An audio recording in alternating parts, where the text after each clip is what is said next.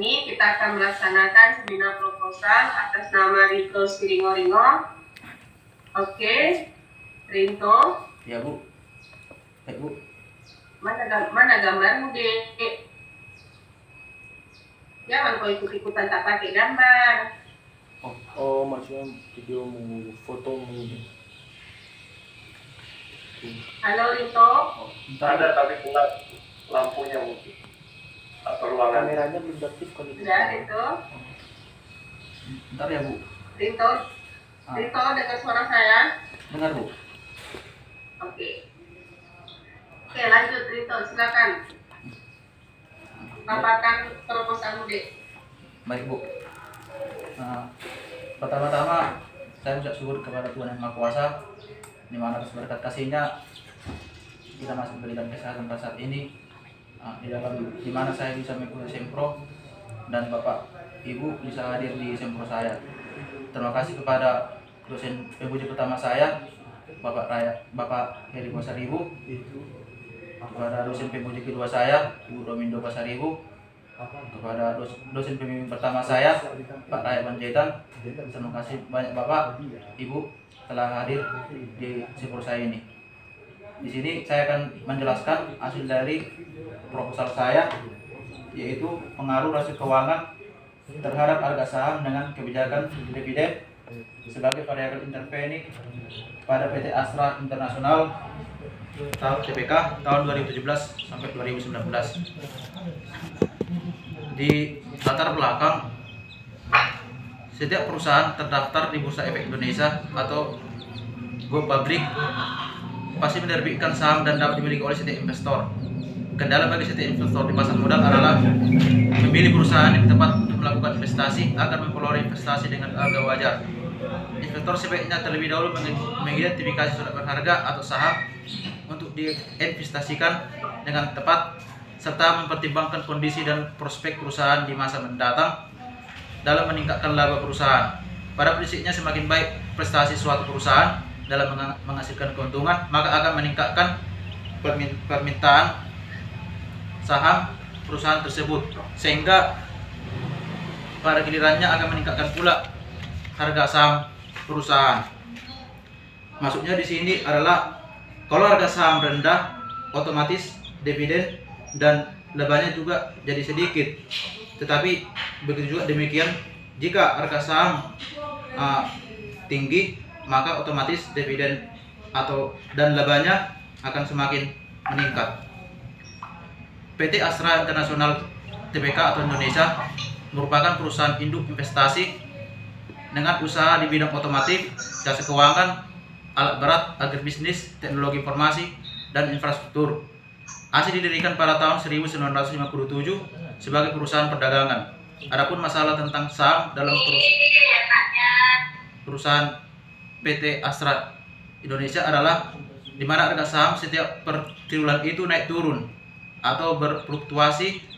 Agar lebih jelasnya dapat dilihat pada grafik di bawah ini.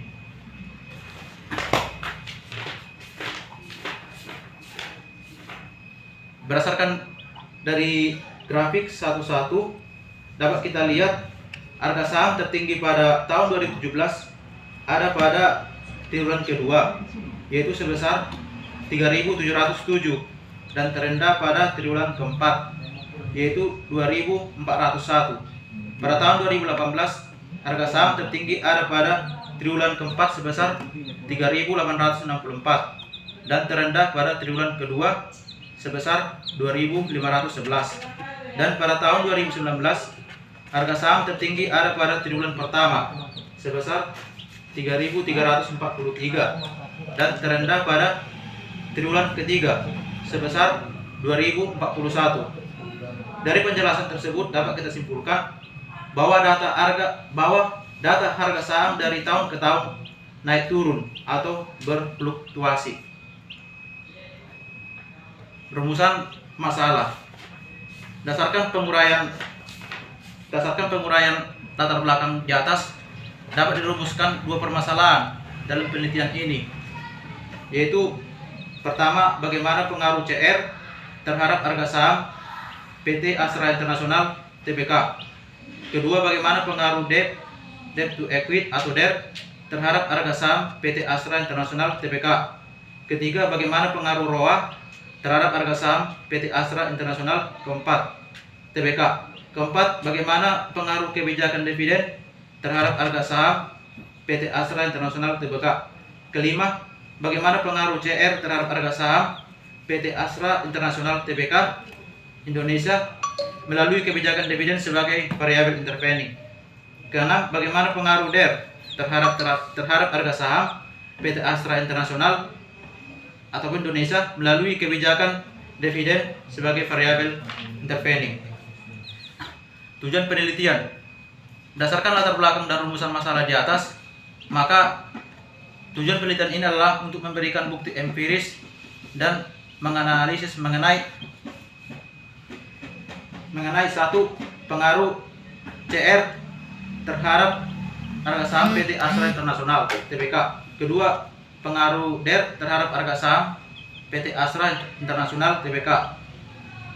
Ketiga, pengaruh ROA terhadap harga saham PT Astra International Tbk. Keempat, pengaruh kebijakan dividen terhadap harga saham PT Astra International Tbk. Kelima, bagaimana pengaruh CR terhadap harga saham PT Astra International Tbk melalui kebijakan dividen sebagai variabel intervening. Keenam, bagaimana pengaruh DER terhadap harga saham PT Astra International melalui kebijakan dividen sebagai variabel intervening. Ketujuh, bagaimana pengaruh ROA terhadap harga saham PT Astra International melalui kebijakan dividen sebagai variabel intervening. Ketiga, manfaat penelitian. Adapun manfaat penelitian bagi perusahaan yaitu untuk mengetahui komitmen organisasi terkait dengan konsep rasio keuangan, harga saham, dan kebijakan dividen. Bagi penulis, untuk memperoleh pemahaman yang lebih mendalam mengenai rasio keuangan, harga saham, dan kebijakan dividen. Bagi investor, untuk mengetahui bahwa semakin meningkatnya profitabilitas akan meningkat besarnya dividen dengan konsep rasio keuangan, harga saham, dan kebijakan dividen. Keempat, bagi peneliti lain, sebagai pedoman dan referensi bagi peneliti lain yang akan melakukan penelitian di bidang yang sama pada masa yang akan datang.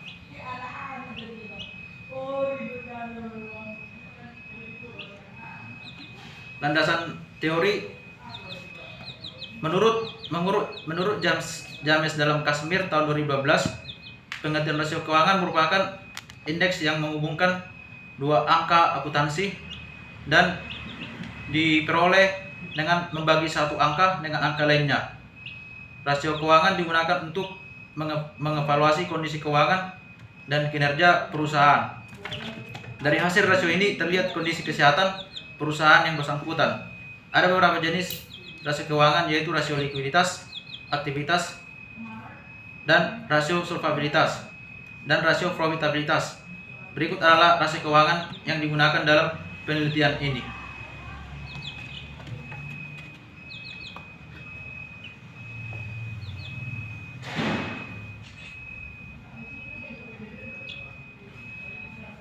Metode penelitian. Jenis penelitian ini saya gunakan adalah penelitian kausal komparatif.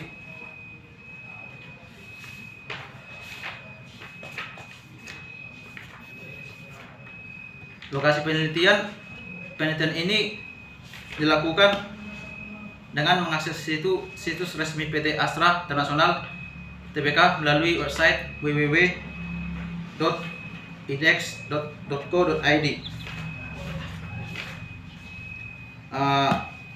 Populasi dan sampel. Populasi dalam penelitian ini adalah laporan keuangan PT Astra International Tbk per triwulan selama kurun waktu 3 tahun, yaitu periode tahun 2017 sampai 2019.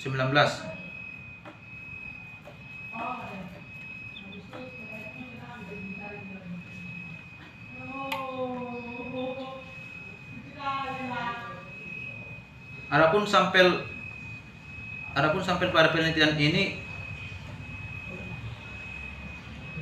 Adapun sampel penelitian ini adalah laporan keuangan PT Astra Internasional TPK per triwulan selama 3 tahun, yaitu periode tahun 2017 sampai 2019 yang terdiri dari 12 triwulan. Jenis data penelitian.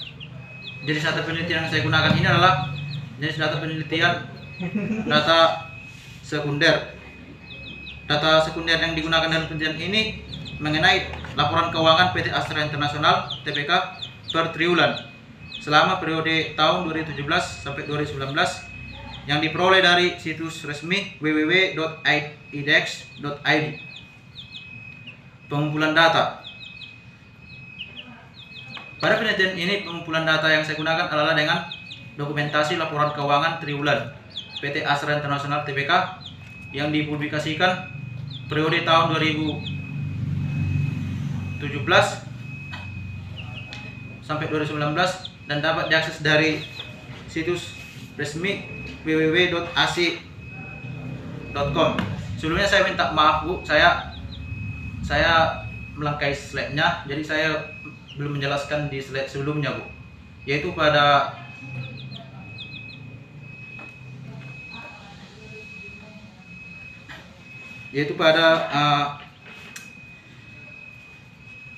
penjelasan kerangka berpikir saya Bu,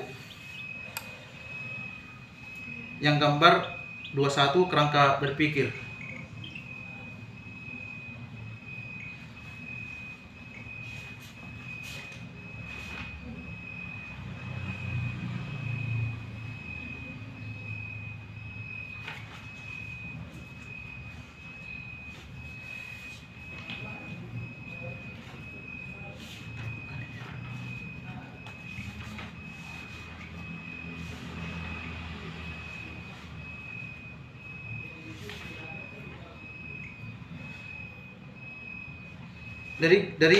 Dari gambar 21 dapat disimpulkan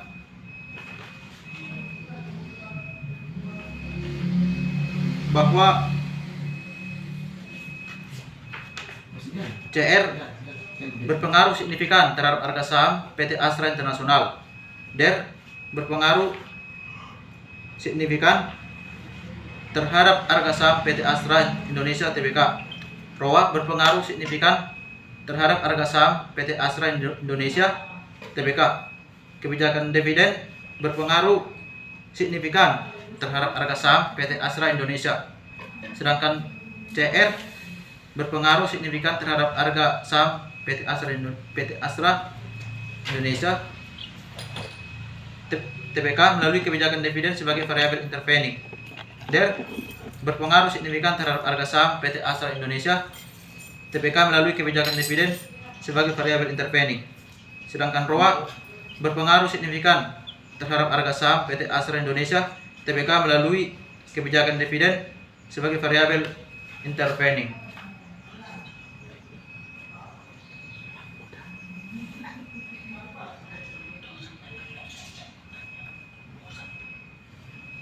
Oke, halo Rito.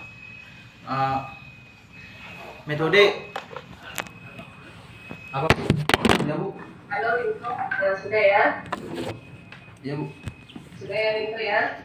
Baik Bu. Oke, selanjutnya kita beri kesempatan kepada penguji pertama, Bapak Dr. Andes Heri Patalitu. Silakan Pak.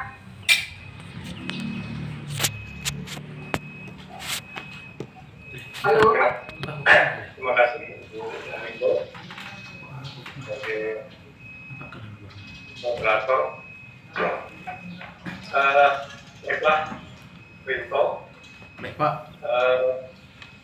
Penelitian ini cukup menarik. Saya kira kalau saya baca secara cepat ini bisa dilanjutkan. Meskipun saya sudah sering lihat judul seperti ini, tapi mudah-mudahan paling tidak periodenya berbeda. Jangan sampai semua sama. Sudah periodenya sama, gitu ya. Baik Pak. Jadi kalau secara cepat saya lihat ya ini bisa dilanjutkan ya. Nah, tapi saya coba baca biasanya saya membaca agak betul-betul saya baca di pendahuluan untuk melihat sebenarnya peneliti ini mengerti nggak yang mau dia teliti. Dari situ bisa saya tangkap. Karena dari tulisannya misalnya apakah dia hanya copy paste gitu terus nggak nyambung, itu bisa saya lihat bahwa sebenarnya orang itu tidak mengerti atau betul-betul mengerti apa yang mau diteliti. Jadi saya ingin memastikan itu aja. Kalau proposal ini udah bisa saya setuju untuk dilaksanakan dan untuk menarik. Ya, hanya saja misalnya di peneliti terdahulu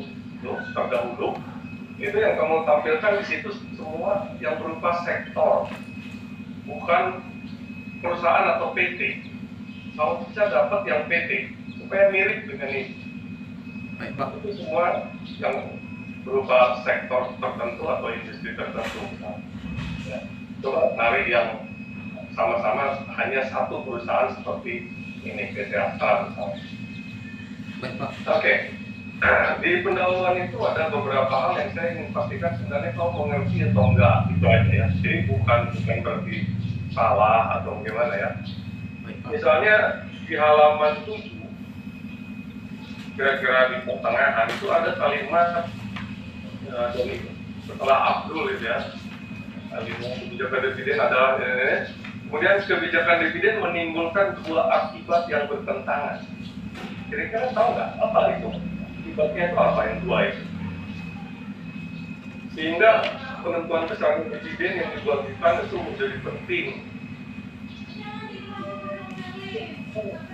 Jangan kulit di aku nggak tahu. Karena ini selanjutnya kalau saya lihat penelitian ini aliran ke salah satu dari aliran itu. Jadi ini sebenarnya bukan akibat, lebih tepatnya itu dua pendapat. Tapi pendapat tentang akibat. Jadi ada dua kelompok orang yang mempunyai pandangan yang berbeda tentang kebijakan dividen. Tahu nggak?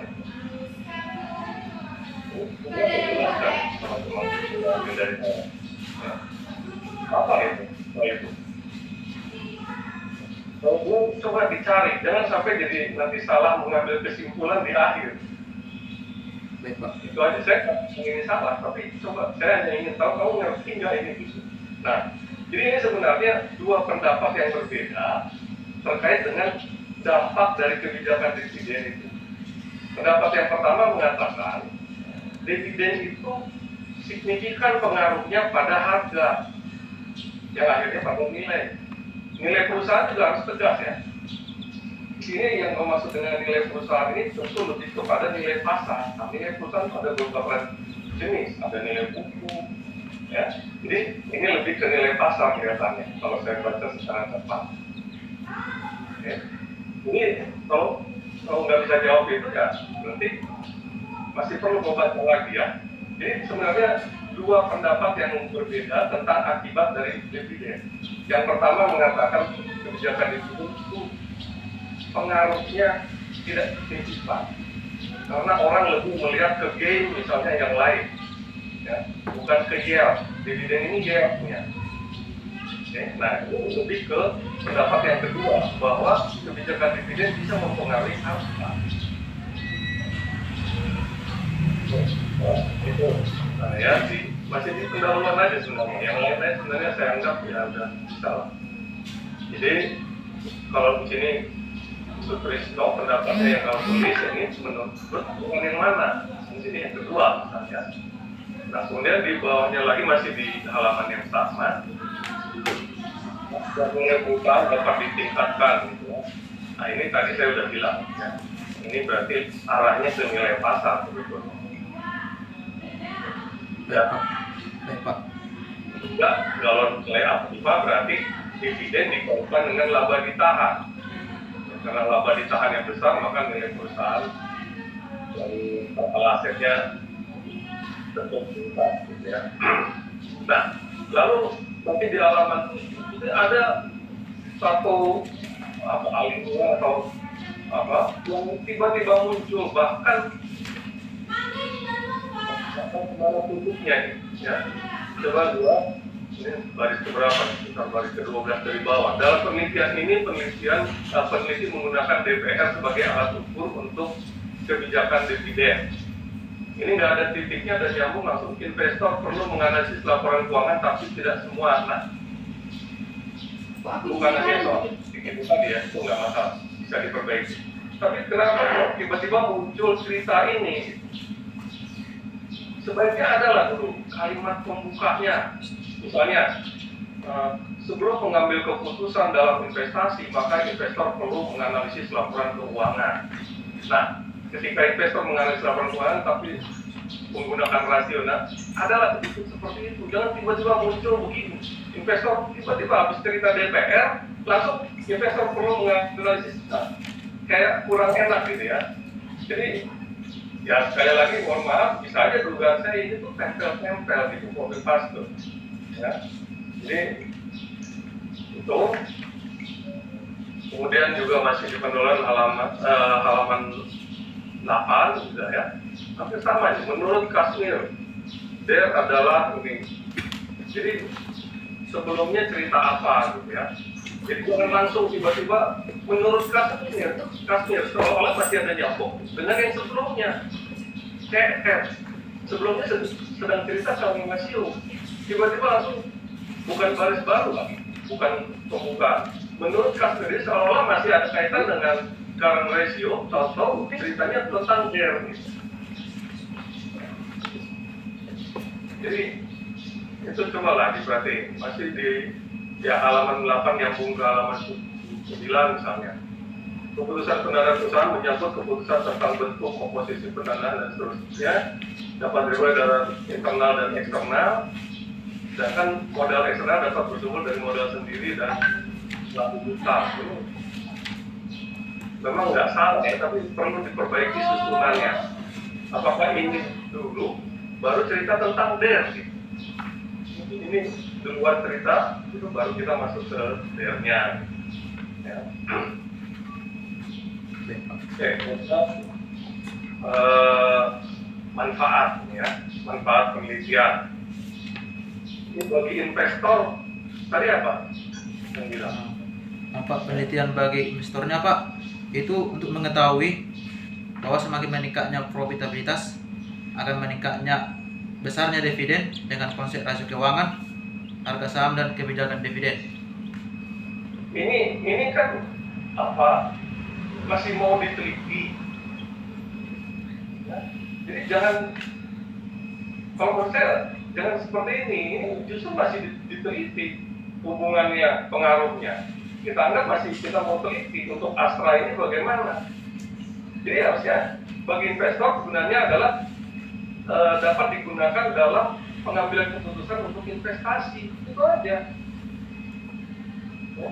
Jadi dia ketika baca ini, untuk Astra ini sepertinya saya harus begini, melihat hasil dari penelitian ini kan gitu.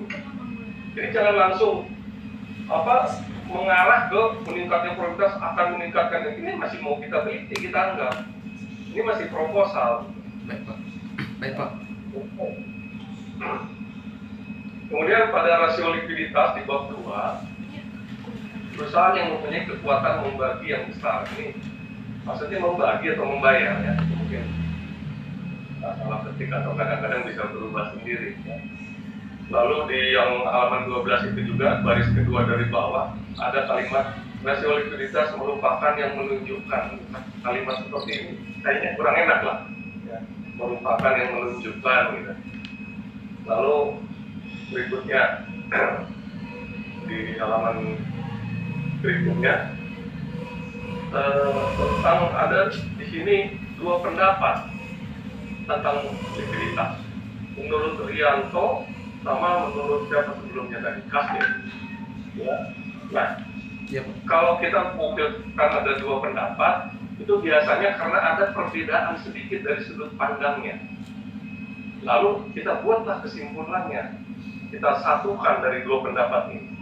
Jadi nggak usah ditulis dua pendapat kalau hampir sama. Ya. Apalagi nggak disimpulkan. Ya. baik Pak. Kemudian tujuan dan manfaat di 2111 ini. Oleh karena itu, perhitungan rasio likuiditas tidak hanya berguna bagi perusahaan, namun juga bagi pihak luar perusahaan. Ya, justru lebih kepada pihak luar ya, walaupun kita nggak bisa, ya sama-sama penting sih sebenarnya. Tapi kalau likuiditas itu lebih orang luar melihat kemampuan membayar, supplier misalkan, itu penting lihat itu. Kemudian ya di sini ada jenis rasio likuiditas, ada komentar CR tinggi dari suatu perusahaan akan mengurangi ketidakpastian bagi investor. Kira-kira apa maksudnya? Mungkin nanti di meja hijau akan saya tanya itu ya. Bukan berarti salah, tapi kira-kira mengerti nggak?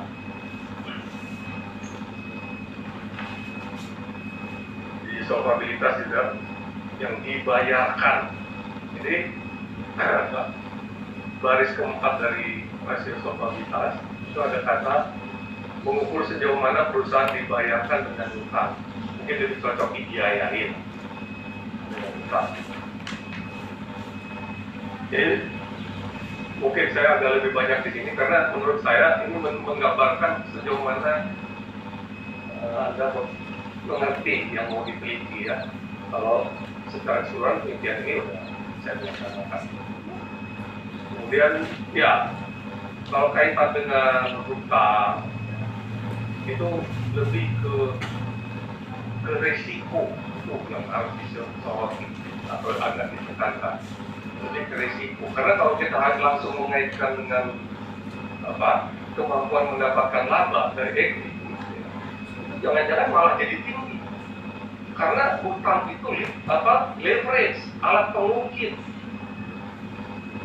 Tapi kalau kita mau lihat pengaruhnya ke harga saham, jangan-jangan investor melihat dari segi risiko. Kalau dari segi kemampuan mendapatkan laba bisa meningkat dengan cara hutang. Jadi kita agak perlu hati-hati sedikit di situ. Ya. Oke. Jadi lebih ke risikonya sebenarnya kalau di sini dalam konteks ini ya, penelitian ini kalau saya lihat. Oke, kemudian halaman 22 bagi kreditur di 23 pengertian kebijakan dividen. Bagi kreditur, dividen merupakan sinyal positif bahwa perusahaan mampu membayar bunga. Ini nggak salah mungkin ya. Kreditor biasanya menyoroti kemampuan bayar, nggak dikaitkan dengan dividen saya kira. Jadi kontabilitas dia lihat di kreditor melihat yang itu. Ya, di peneliti terdahulu tadi sudah saya singgung. Ini semua lebih kepada sektor ya atau industri. Dan ada banyak catatan saya ulang. Ya, di halaman 26 ada baris keempat dari bawah. Hal ini dikarenakan para investor ingin memperoleh laba yang dibagikan oleh dividen dapat diterima secara teratur, namun apabila DER rendah, risiko yang dihadapi oleh para investor rendah. Nah ini yang tadi saya bilang, lebih kepada risiko. Ya. Tapi kalau kepada ROE atau ROA, jangan-jangan dia rendah juga jadi lagi. Kalau dikaitkan itu laba ya. Oke. Semakin besar ini, semakin besar peluang pemegang saham memperoleh dividen yang tentu ya. Nah, ini yang agak penting. Ini apa saya yang salah lihat di gambar 21 itu memang kebijakan dividen di yang paling kanan terakhir, bukan di tengah intervensi. Kebijakan dividen itu Pak, ya, bagian variabel intervening Pak. Gambarnya seperti ini. Jet di kanan, di paling ujung kanan terakhir. Iya Pak. Kalau di gambar ini yang saya lihat harga saham yang jadi intervensi. Begitu. Nggak salah, nggak tukar tempatnya. Enggak Pak, variabel intervening itu kebijakan dividennya Pak. Jadi gambarnya saya buat di bagian terakhir Pak. Pekerjaan intervening di situ apa? Memediasi antara. Jadi kalau H1 itu dari kami rasio ke harga saham dulu, baru ke dividen.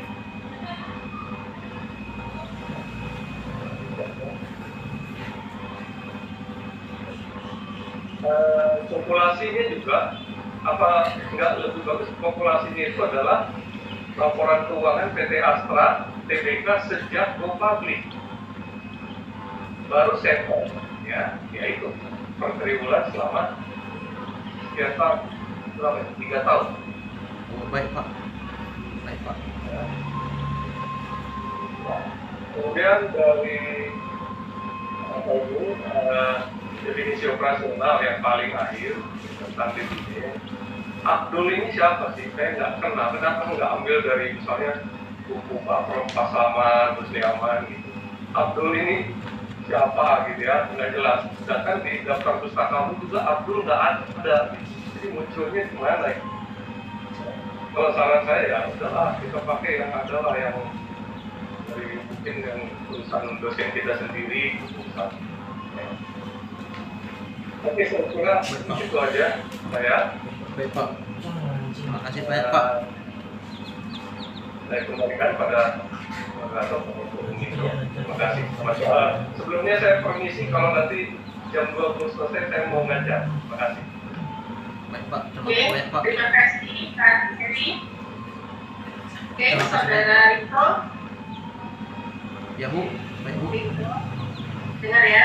Baik, Yang Bu. pertama yang saya hormati Bapak Pembimbing, Bapak Dr. Raya Panjaitan, dan Pengemudi Bapak Derita Saribu, dan Saudara Rito. Oke ya Rito, tadi sudah banyak masukan dari Pak Heri, ya sepertinya hampir sama masukan saya dengan Pak Heri, ya.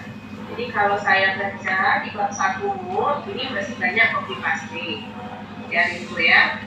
Jadi kalau Anda mau mengambil, ya, atau menulis di bab 1, sebaiknya itu jangan copy paste, ya. Kalau Anda mau mengambil, ya, Anda ketik ulang. Jadi ketika Anda mengetik ulang, Anda tahu oh kalimat yang pertama dengan kalimat yang kedua itu nggak nyambung. Nah, tapi ketika Anda hanya copy paste, Anda nggak baca. Oh ini yang pertama, oh ini yang kedua. Jadi banyak di kalimat pada latar belakang itu nggak nyambung. Ya, jadi sekali lagi bagi kalian jangan biasakan untuk paste, tapi ketik ulang lah, ya. Baik Bu. Ketik ulang, kalau ketik ulang, Anda kan ikut membaca. Jadi membaca Anda tahu bab pertama sama bab kedua ini nggak nyambung. Apa yang harus saya lakukan? Baik Bu. Ya. Baik Bu. Tapi pada bab pertama itu juga atau bab pertama di halaman keberapa itu? Ya, kamu ada buat alasan naik turunnya harga saham karena penjualan produk. Nah, ini argumennya dari mana kamu bangun penjualan produk?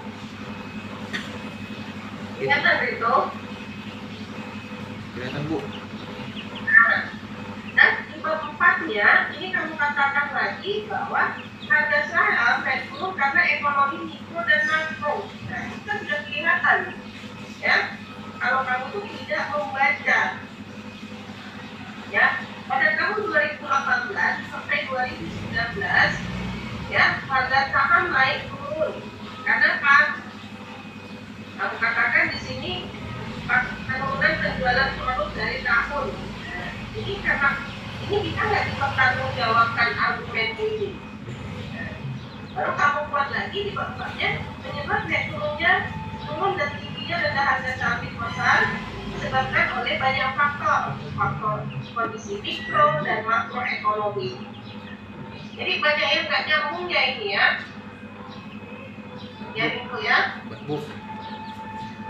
Baru Ini hampir sama. Coba kamu tunjukkan dulu di slide-mu yang mengenai kerangka penelitian. Baik, Bu. Baik, Bu.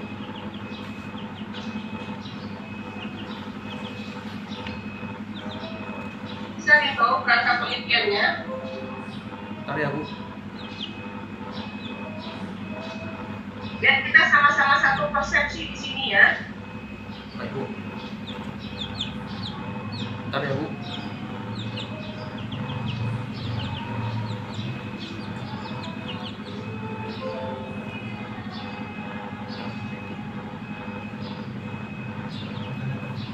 Nampak nggak, Bu?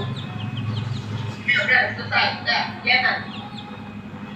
Nah, di sini kan kamu buat X itu kan ada 3, current ratio, Ya, Bu. debt to equity, sama non asset, on return on asset. Baik, Bu. Kan? Ya, Bu. Y-nya itu adalah harga saham, ya. Ya, Bu.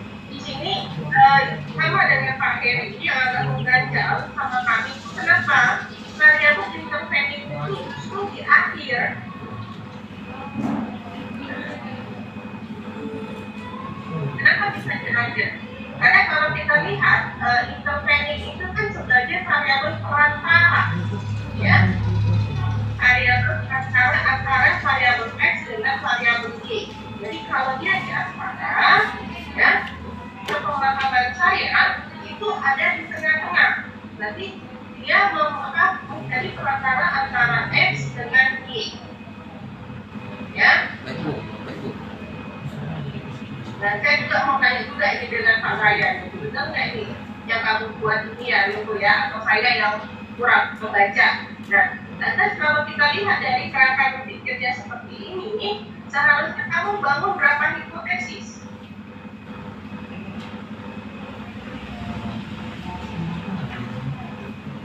Saya bangun itu, Pak, ada 7. 7 atau 10?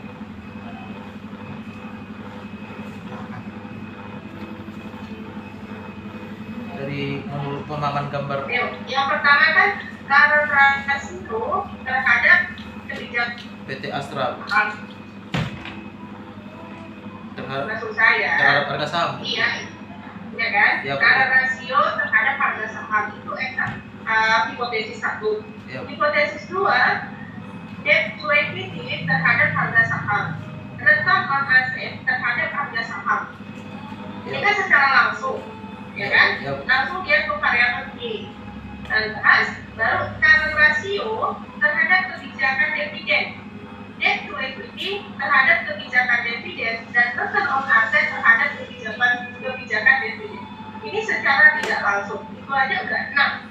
Lantas, kebijakan dividen terhadap harga saham itu sudah 7. Current ratio terhadap harga saham melalui kebijakan dividen itu sudah 8.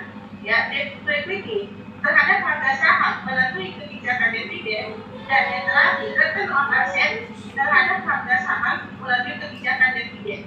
Ini masih parsial.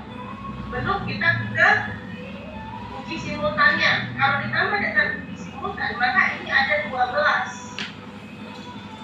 Ya, jadi coba kamu baca lagi referensimu ya, itu ya. Benar nggak? Bu. Saya lihat ini referensi cukup bagus ya untuk kamu jadikan. Yang menjadi masalah takutnya kamu nggak baca referensimu ini, ya. Baik, Bu. Baik. Oke, lalu yang terakhir, ya, daftar putarannya itu masih salah. Ya, daftar putaran itu tulisannya masih salah. Oke, yang terakhir juga, karena kamu ini kan pakai intervening, Iya, ya. Bu. Iya, Bu. Kamu kan pakai PLS, ya. Iya. Bukan saya kan, pakai PLS kan. Iya, Bu. Iya. Analisis jalur. Nah, kalau kamu buat ini kan pakai SPSS, bisa nggak kamu pakai dia Envius? Envius itu kan sudah cukup familiar ya, sama ada S1 ya. Karena kalau dia data keuangan itu setahu saya lebih pas kalau softwarenya itu kita pakai Envius. Berbeda kalau kita pakai regresi, ini biasanya dipakai untuk SDM, pemasaran, ya. Kalau dia keuangan karena dia sudah terpantau time series, ya, data rasio, ini lebih pas kalau kita pakai views. Karena nanti kelihatannya itu logaritmanya berapa, nilai residualnya berapa, ya. Baik Bu. Itu ya. Baik Bu. Oke, saya kira itu aja dari saya. Kita mungkin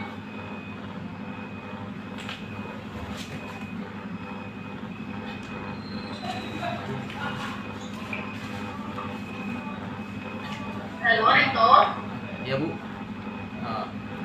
ada yang mau kamu tanggapi? Baik Bu.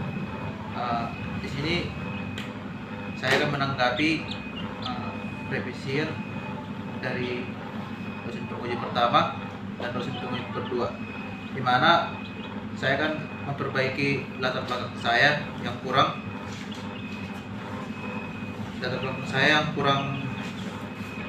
kurang pas dengan judul saya, di mana menurut di mana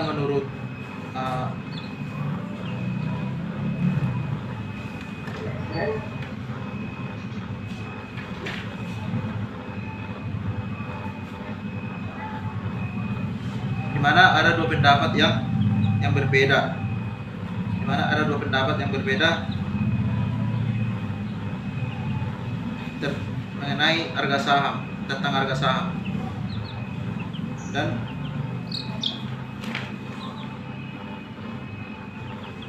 di penelitian terdahulu saya akan memperbaikinya. Di penelitian terdahulu saya buat itu mengarah ke sektor, nanti akan saya perbaiki dia ke PT. Baru di kerangka hipotesis penelitian saya itu menurut gambar antara harga saham dan kebijakan dividen kurang signifikan. Seharusnya kebijakan dividen itu berada di tengah dan harga saham itu berada di terakhir, karena kebijakan dividen ini lah yang menjadi variabel intervening yang mempengaruhi variabel dependen dan independen.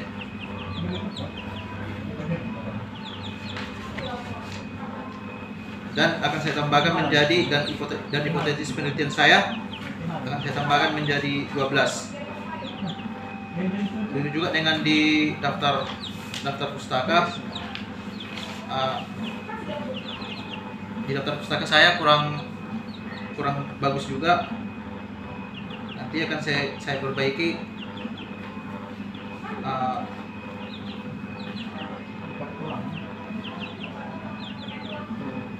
Nanti akan saya perbaiki mana yang kurang. Dan di daftar pustaka itu seharusnya memakai flash supaya nanti bisa mengolah datanya melalui MPSS.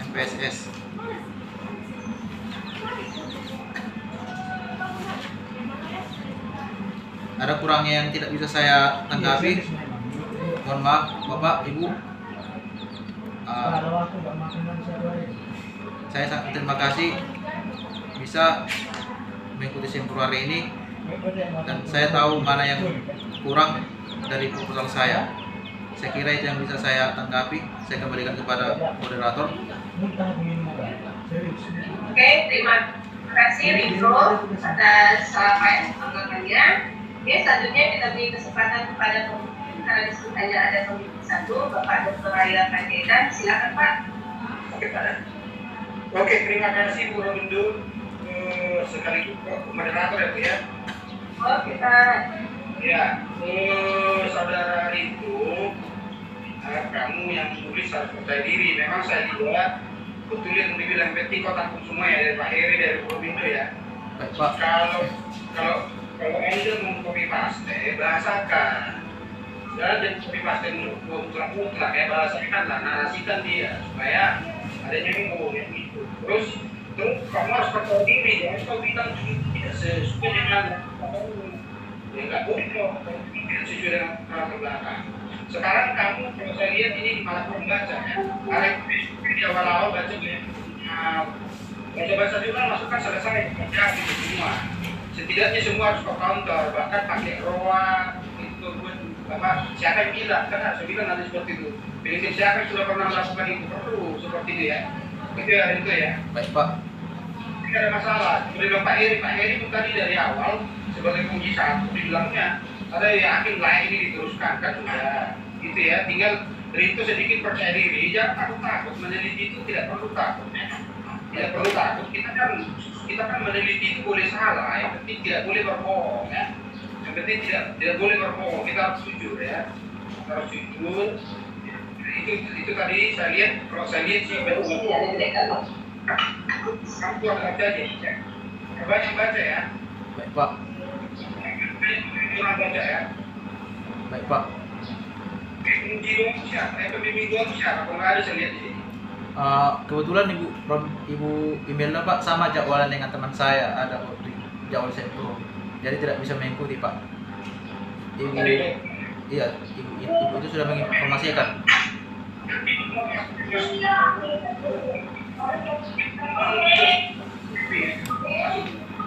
Ke saya. Kenapa Pak? Ada ya Pak? Dari kedua Mary maupun Komindo itu ngomong satu pembimbing langsung ngomong satu pembimbing 1 dan 2 ya. Baik Pak, baik Pak. Oke.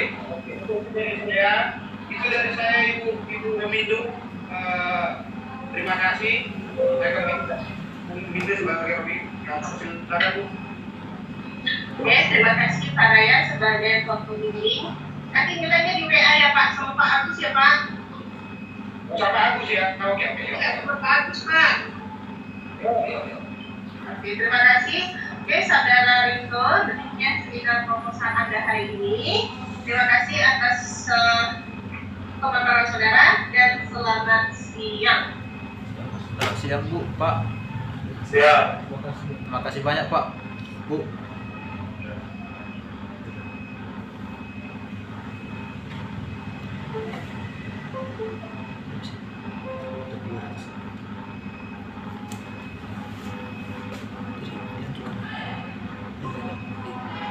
Intinya dilanjutkan tapi kalau ada revisi yang udah itu aja. Udah kok revisi itu masalah apa? Intinya jangan ganti variabel itu aja. Enggak, dia bagus kok. Hah? Dia bagus kok. Iya, aku bilang enggak apa revisian. Intinya jangan pakai semua. Kau nyinggung dia kalau kita di. Tapi aku nggak tahu tadi apa. Bagus kok penyanggungnya itu. Tepuk tangan loh, weh. Apa tadi bilang bapak itu ya? Di sini memang bagus, cuman ada kopas-kopasnya kata bapak itu tadi. Dia kan perakan. Karena memang mungkin Satu lagi pula kau pas bilang Pak Raya tadi, kau nggak jujur kalau itu kau kopas, jujur aja tadi. enggak, jangan. Enggak, Oh, pas bilang iya. bapak itu tadi kan Karena memang udah tahu. jujur aja kopas, tapi ini kan penelitian, kan nggak salah kata bapak itu kalau untuk meneliti itu kopas. Buat bahasa yang Nah, buat bahasa yang lebih baku lagi kata bapak itu tadi. Maksudnya enggak sih, sebenarnya harus bahasamu lagi kau baca terus Nah, bikin bahasa bisa kopas, cuman itulah, tapi harus kau bikin bahasamu lagi. Jadi Aku aja karena paham kok, itu aja kayak lemah. Aku belum sempurna udah paham kok apa yang dibilang dosen itu. ya bikin lah. Udah aku bilang kalau cepat aku SSC, udah wisuda udah 2000. Iya, bikin. tapi aku nggak tahu apa yang revisi lagi aneh. Aku cari goblok. Ada tadi. Di halaman 7 tadi pertama kan. Enggak, Kemudian paling banyak itu latar pokoknya belakang. latar belakang. Iya latar belakang. Baru latar pustaka. Iya di bab 1 tadi ya. Buat dari penelitian kurang, harusnya 12. Baru di pendahuluanmu tadi. Kayaknya lecture 500 MB habis. Aturannya video call kian dari apa yang bilang Pak Raya. Oh, ini rekam. Ini ada nih. Oh, ini ada. Ini ada video kan. Udah para rekam? 1 jam. Iya. Kalau ada aku.